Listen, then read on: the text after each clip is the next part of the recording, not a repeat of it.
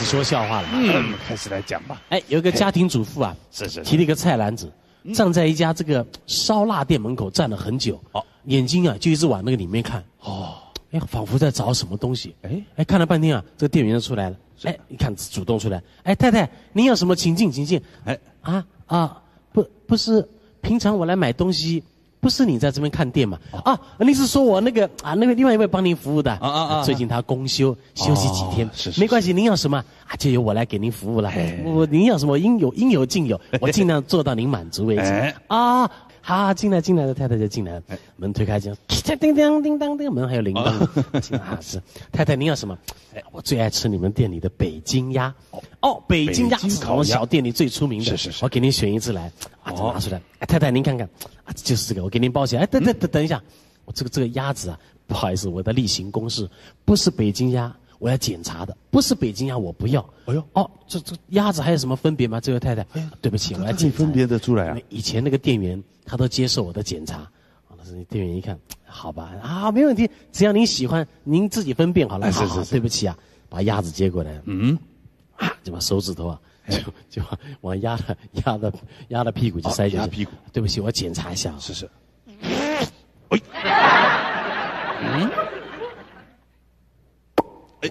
对不起，这一只呢，这是南京鸭。这不是我要的北京鸭。太太，您这怎么分别？不，您不用问，我一查我就知道。不是北京鸭我就不要。是，请您换一只好吧？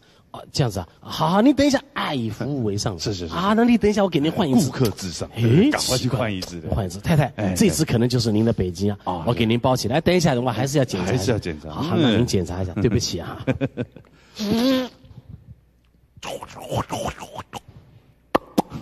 哎呦，这一只也不是这一只是天津鸭子。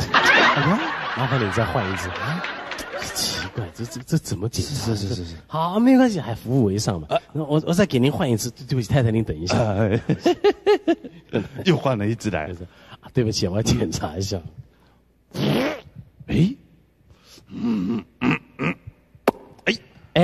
对了，这就是我要的一只北京鸭。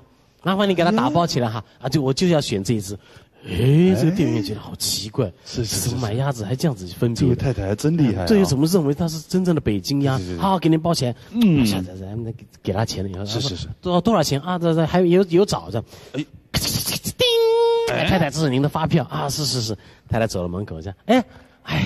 这位年轻人，您服务的还真不错。是。虽然你同事啊请假休假，由你来服务，我都还真不错。您的态度什么都很好，还买到我要的北京鸭。